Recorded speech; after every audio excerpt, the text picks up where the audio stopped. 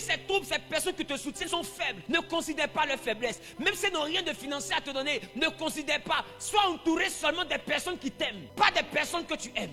Des personnes qui t'aiment. Celui que tu aimes ne t'aime pas forcément. Mais celui qui t'aime ne peut jamais accepter celui qui ne t'aime pas. C'est celui que toi tu aimes qui peut t'empoisonner. Mais celui qui t'aime ne peut jamais accepter que celui que toi tu aimes t'empoisonne. Et majoritairement, qu'est-ce que vous faites? Vous chassez, vous frustrez, vous humiliez ceux qui vous aiment parce que vous aimez d'autres personnes. Et à chaque fois quand celui qui t'aime veut te prévenir, tu trouves qu'il est jaloux parce que tu aimes l'autre. Or, des fois, lui, on t'a mené un combat. Il voit quelque chose que toi, ton amour t'empêche de voir. On ne confie pas sa vie à quelqu'un que nous aimons. Jésus aimait Jean. La Bible dit que c'est le disciple que Jésus aimait le plus. C'est le seul qui se couchait sur la poitrine de Jésus. Mais la Bible a démontré que c'est Pierre qui aimait Jésus. Parce que Pierre était le seul à enlever le couteau pour se battre pour Jésus. Jean qui dormait sur la poitrine de Jésus a abandonné Jésus. C'est Pierre qui était le seul à enlever le couteau. Même quand il a régné Jésus, il a été le seul disciple à rentrer pour aller s'asseoir pour voir ce qu'on faisait au Seigneur. Quand le coq a chanté, il n'était pas loin du Seigneur. Malgré que les gens disaient qu'il a régné,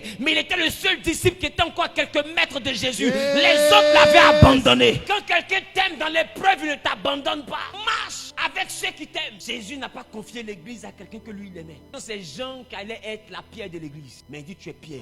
Et c'est sur cette pierre je bâtirai mon église. Il avait des défauts, mais Jésus était sûr d'une chose, Pierre l'aimait. Les troupes qui sont autour de toi, est-ce qu'elles sont constituées d'hommes et de femmes qui t'aiment? Si jamais c'est constitué de personnes que toi-même tu aimes et que tu vois que ton amour n'a pas de retour, quand tu quittes ici, vide ces troupes. C'est pas les gens qui tu dois t'entourer. Quand les gens sont ceux-là que toi tu aimes, c'est quand tu as l'argent, ils sont là. Ils bénéficient de tout, de tes l'argent. Et des fois, ils ont tendance à te prendre pour bête. C'est ceux que toi tu aimes là, c'est eux qui t'appauvrissent. Mais celui qui t'aime, lui, il a mal de te voir tout dépendre de ton argent. Lui, il te donne conseil parce que lui, il t'aime. Et des fois, quand il donne conseil, tu penses qu'il t'empêche de profiter de la vie. Non, c'est son amour qui s'exprime. Il te prévient des gens. Mais regarde à la fin, il a toujours raison. Quand tu n'as plus rien, ceux avec qui tu partais prendre cigare, champagne, tout ça, sont où aujourd'hui? Te voici en train de réfléchir à comment gérer ta famille. Toi seul. Dis à ton mari, ne méprise pas ceux qui t'aiment. C'est des gens qui t'aiment seulement qui peuvent aller mener ton combat. Regarde Jephthé. On dit si tu as la victoire, c'est toi seul tu seras chef. Mais ces hommes se sont battus pour ça. Moi je peux me battre pendant que c'est lui seul qui sera chef. Si quelqu'un ne t'aime pas, il ne se bat pas. Parce qu'il va se demander, combat ça là, il gagne quoi? Parce que quand on finit là, toi tu deviens chef.